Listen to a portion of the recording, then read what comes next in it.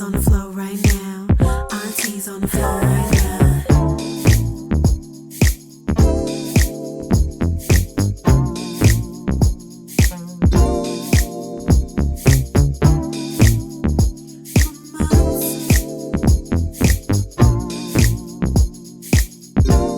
You resonated with me. Awesome. Yeah, if I were to say to you, please share with me your top 3 qualities, what would you tell us? I would tell you I haven't worked on it because this just resonated with me. So it's like sitting down with myself. I do like to make decisions. I do like to take the lead. I have great integrity. I'm an honest person, and I have passion about my projects. So that's me. I'm a very passionate person. So if you were to introduce yourself, here's what I hear you're saying.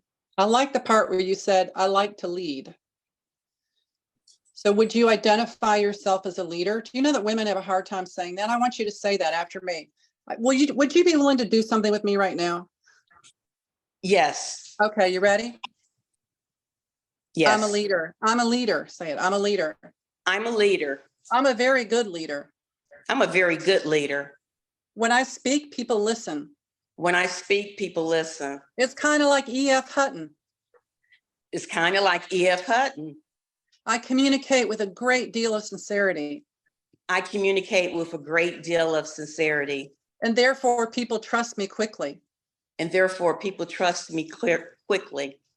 I don't just talk integrity, I exude with evidential behavior integrity. I just don't talk integrity. I exude with evidential behavior. That's right. I communicate with passion. I communicate with passion. And what that means is I finish what I start. And what that means is I finish what I start. And what that means is when I'm passionate about a project, I have an ultra focus. And what that means is when I'm passionate about a project, I have an ultra focus. What does all this mean to you? What does all this mean to you? Is that rhetorical? Oh, I'm sorry. Go ahead. It's rhetorical. What this means to you is that if you bring me on board, go ahead. If you bring me on board, what that means to you, if you bring me on board, you can count on me to finish what I start. You can count on me to finish what I start. You can count on me to be transparent, honest, and sincere. You can count on me to be transparent, honest, and sincere. You can go ahead and take a look at my past prior projects and with confidence know that I'm the one. You can go ahead and take a look at my past prior projects and know that I'm the one. I don't choose my friends based on skin color. I don't choose my friends based on skin color. I choose my friends by whether or not they elevate my thinking. I hang out with the right people. I'm a very good networker. I choose my friends I'm a very good networker. Now, see, I've heard you speak before, and those are the things that I would say about you. Does any of that resonate to feel truthful to you? I'm asking you now. Yes, Right. It does. And sometimes it's as simple as repeating over and over and over who you are, who God made you to be. Because listen, why is it that men don't have this struggle normally of telling me what they're good at? And some of it's just a bunch of BS. They're not really even good at it. But they're so used to, in their field of business, telling people what they're good at. Whereas we as women say, I think, I'm a pretty good mother, and, I'm a really good cook. And why is it that we think that it's bragging? We think that we're flattering ourselves if we talk about our skill set in the business world. Isn't that amazing that we do that as successful women, is that we get uncomfortable talking about our skill set? Yes, I absolutely. Right. If I were to talk to Dr. Lee, I could say many things about her because I know them to be true. One is she's a woman who speaks boldly. Number 2, she's a woman who conveys certainty. Number 3, no matter who takes her down, she's quick to get back up. She is a resilient character. And resiliency is what enables leaders to get back up when perhaps her audience has taken them down. You know, this lack of. She's very good at finding her way around.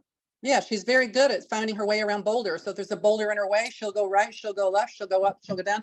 The guy who wrote the book on Zappos, he says that's really great quality. He was almost out of money. And he tried all these different directions. He said, as a leader, a really, really good leader, you have to be willing to go in different directions. And so when I look at Dr. Lee, I could easily name her good qualities, even though she doesn't want to talk about them. You don't. You don't want to talk about them.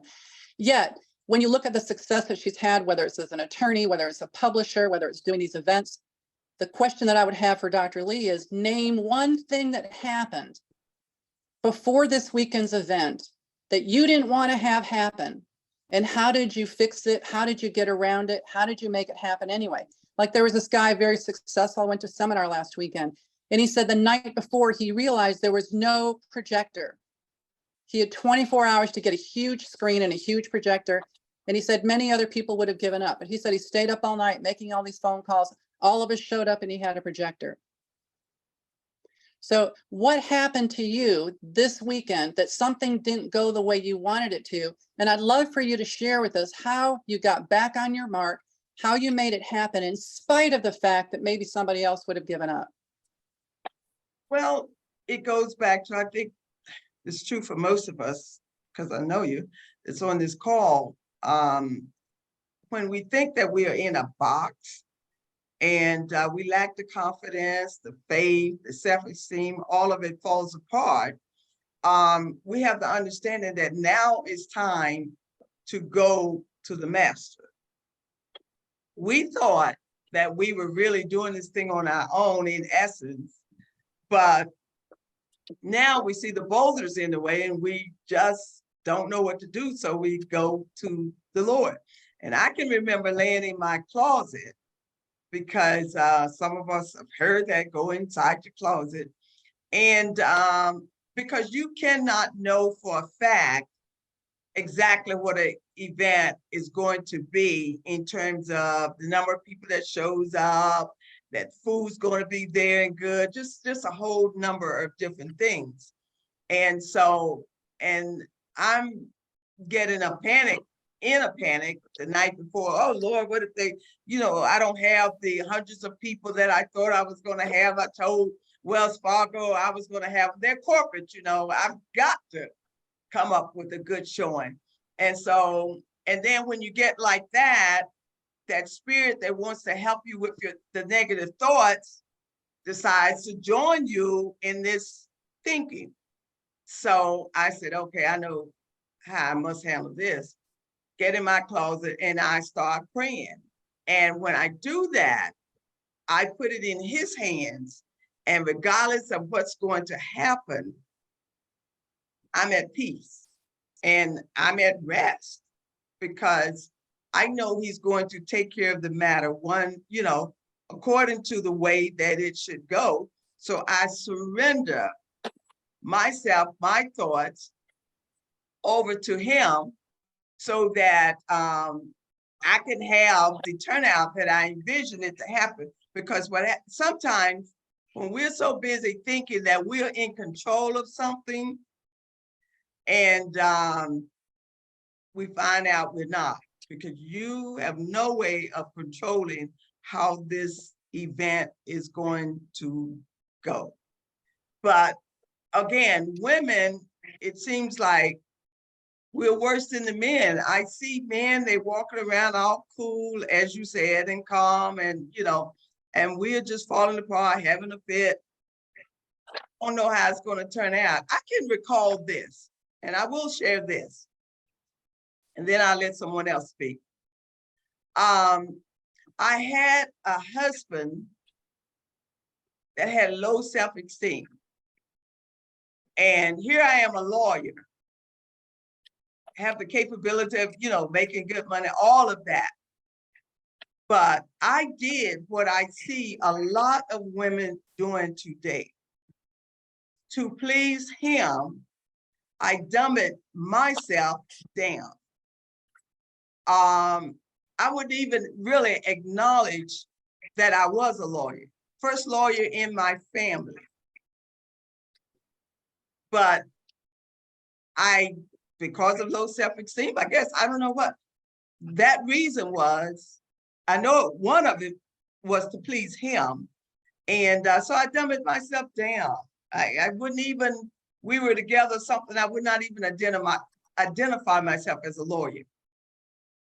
And now I really, really could not understand why I would do such a thing, but I did. I did. Low self-esteem for the woman in relationships, that's a big thing and something I wish we could overcome. But if you really step out exuding, as Janella say, the awesome characteristics that make up you, then, you know, someone think, oh, well, this, that, and that. I knew he would think, because he would say something, so you think you are better than somebody, you think you this and that. And, you know, I would bring it all back down. So I don't know. I just thought that's something we would want to or might need to address tonight, because I know there are women out there that's going through the same thing. You know who you are. You know who God made you to be. But then you have a relationship. It may be a husband, maybe a boyfriend, maybe a girlfriend. And you know that they cannot tolerate you in the place where you excel, in the place where you are supposed to be. So it's important for you to bring yourself down just to please them. And Dr. O'Neill, have you heard about that? You've seen that in action? Dr. Morant, somebody, let's get some input. No?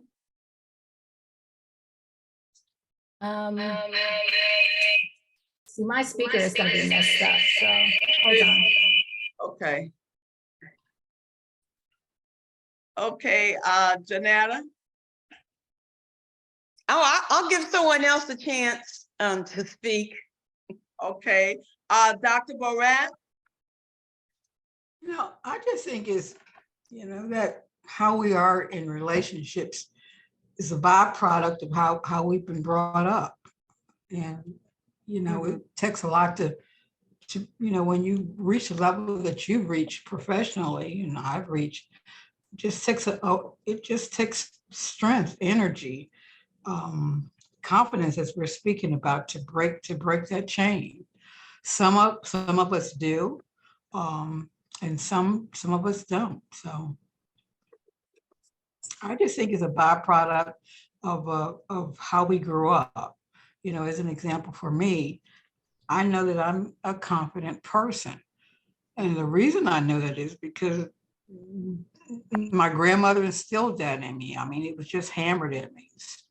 Walk straight, walk tall, just all kinds of positive reinforcements in my life. And so you grow up and you just know that you're confident, and whether people like it or not, or think you're kind of uppity about it, you really don't care, because you're just confident in yourself. So again, when we talk about this subject, as it relates to confidence in ourselves and how we are in relationships, I just think has a lot to do with how you're brought up. That's my take on it. That's probably a good point. I have not had father and mother since I was, I guess, around 13 years old, 14, like that. I'm a self-made woman. I had